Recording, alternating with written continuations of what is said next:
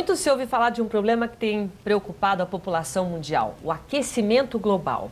A destruição da camada de ozônio, o aumento do volume dos oceanos e outros temas têm sido muito discutidos nas últimas décadas.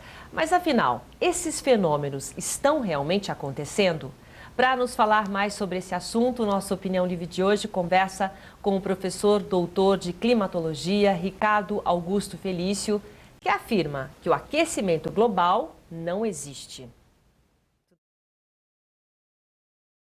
E outra, a constituição da atmosfera não vai mudar o clima da Terra. O Freeman Dyson já falou isso há muito tempo. Existem diversas pesquisas que alteram a concentração desses gases chamados de efeito estufa e nada muda. Na verdade muda, né? 10 elevado a menos 12, ou seja, insignificante. Quer dizer, é muito pequena a mudança que acontece em relação aos erros que estão sendo que está acontecendo, por exemplo, essa preocupação com o desmatamento. Cada vez mais a população está destruindo, essa preocupação, no caso você está falando da planta em si, então preservar uma Amazônia, preservar esses pontos principais de oxigênio, a gente não tem que se preocupar com isso? Não, são duas coisas distintas. Primeiro que existem interesses internacionais sobre o território brasileiro, como outros países do terceiro mundo, sobre os seus recursos naturais. Aí se vende uma ideologia ambiental que consiga denegrir o crescimento desses países. Não é o caso, é o Brasil. Então, quem consome madeira da Amazônia é o brasileiro? Claro que não. São os países altamente desenvolvidos. A madeira vai para a Europa, vai para os Estados Unidos. Então, tem que tomar muito cuidado com essa questão. Ninguém está falando que está autorizando a destruir tudo. Ninguém nunca faz isso. E dentro da lógica capitalista, inclusive, ninguém vai fazer isso porque você vai perder a sua fonte de renda. Então, essas coisas não casam, essas informações não casam. A floresta está lá porque justamente é um ambiente muito propício para ela, área tropical, ela tem muita umidade e muita energia. Então a floresta sempre vai ficar naquela área tropical, não vai ficar na parte polar, não tem umidade nem calor, né? Então... Mas eu estou falando em relação a afetar porque a forma como você fala parece que nada afeta o nosso clima. O fato de haver cada vez mais esse desmatamento e muitas vezes essa despreocupação com a emissão de gases, isso não vai afetar em nada? Não, isso não vai afetar em nada. Isso a gente tem que mostrar para as pessoas. Você está vendendo uma mentira. Mas pode continuar destruindo, então? Não, mas não é isso. Mas é que tá. Isso chama-se lógica da coerência, que os ambientalistas adoram fazer. Eles misturam tudo com tudo e acham que então você está autorizando a fazer. Ninguém está falando isso. Nós estamos simplesmente falando que essa explicação é falsa. Percebeu a diferença? E eles falam assim, mas o aquecimento global acontece, a gente não acha uma explicação melhor a não ser que seja o homem. Olha que loucura, isso não é ciência, isso é pseudociência. Tem isso? Tem, exatamente. Então eles falam assim, a gente não acha nenhuma explicação melhor, então é o homem. E quando você vai perceber qual é essa explicação, são modelos de computador que falam isso. E modelos de computador são programados por seres humanos, que usam uma lógica impossível, uma física impossível, que é a chamada dos gases de efeito estufa. Então, tudo isso daí está errado, tudo está errado. Essa que é a discussão dos cientistas que são críticos a essa historinha, né? Os cientistas críticos aos cientistas aquecimentistas, né? Eles usam uma física impossível para explicar um fenômeno, né, que é completamente natural, que são as oscilações do clima, porque o clima não é estável. E essas oscilações estão acontecendo desde que existe o planeta e essa evolução e essas modificações acontecem naturalmente, independente do que a população está fazendo ou deixando de fazer. Exatamente, exatamente. Então, essa que tem que ser a explicação que tem que ser dada. Nós estamos dizendo que o argumento deles é falso, carece de provas científicas, tanto é o que eles falam, né? Olha, como não tem uma explicação melhor, é o homem. Então a gente gosta de dizer um exemplo que ficou na ciência por muito tempo. A gente não consegue observar a superfície de Vênus porque tem muita nuvem. Se tem muita nuvem, tem pântanos. Se tem pântanos, tem dinossauros. Então olha só, porque eu não consigo ver a superfície de Vênus, logo tem dinossauros. É a mesma coisa. Quer dizer, a gente já está terminando esse bloco. São conclusões que alguns estão tendo e passando para o mundo como se fossem verdades. E o pior é que estão norteando políticas públicas internacionais. A sua vida está dependendo de uma grande mentira.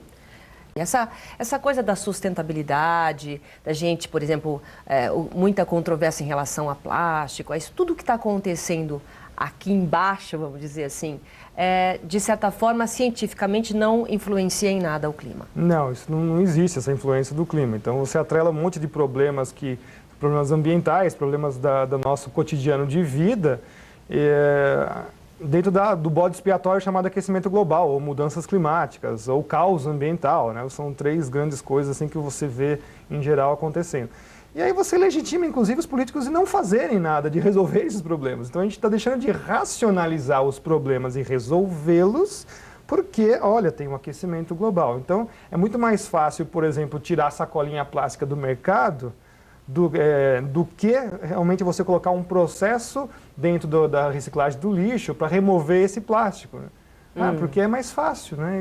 E todo mundo ganha dinheiro com isso, ao invés de gastar dinheiro em remover, por exemplo, esse plástico. Só que isso é uma bomba relógio para a periferia. Você vai causar grandes problemas, porque as pessoas mais pobres não vão comprar saco plástico para colocar lixo. Então, é uma coisa que você tem que rever essas ideias, né? Eu falei disso, eu falei especificamente do plástico, porque dizem que afeta muito, é um efeito devastador em relação à natureza, que demora para se decompor e tal. Então, nós estamos vivendo um momento que a gente está aprendendo que é preciso tomar cuidado com vários procedimentos e coisas que o próprio ser humano faz que pode estar afetando o clima. Então, você já está dizendo que os cientistas estão contestando isso. Por quê? A gente pode, por exemplo, explicar os atrasos que estão acontecendo, essas diferenças de clima.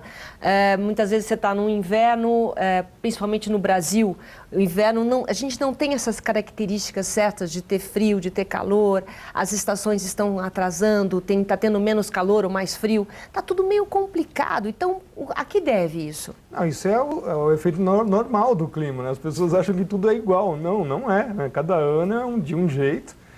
Isso já foi discutido já por muitos e muitos anos. A gente já voltou isso até 3.000 anos atrás, né? Então, por exemplo, nos Estados Unidos, desmatou, então mudou o clima. E os caras dizem, não muda nada. 200 anos atrás, os pessegueiros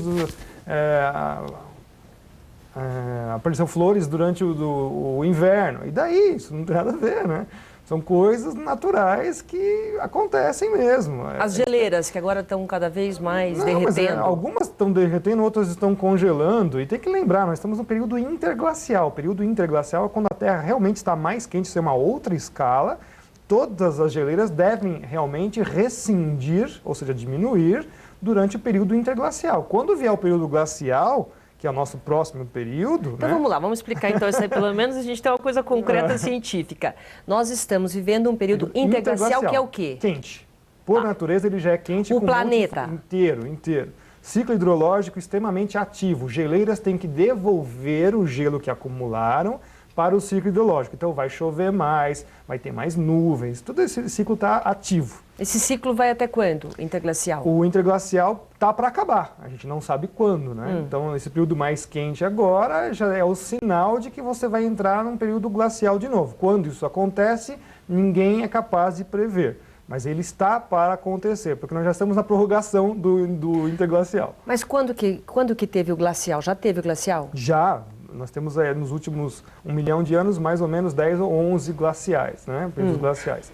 Nós estamos para entrar em um próximo. Que era um período mais frio. Extremamente frio. Explicar, então, da época da Terra. Aí as geleiras tornam-se um banco hidrológico. Elas começam então a segurar, a reter a água do planeta. Então a água está dentro do ciclo hidrológico, começa a virar neve, deposita nas geleiras e vão ficar lá acumulando. Então você tem a resposta entre gelo, rescindir o gelo ou aumentar, assim que demoram séculos, né? Nada é atual. Então os caras falam assim, olha, a geleira está derretendo hoje. É um processo que começou há 100 ou 200 anos atrás, não é hoje.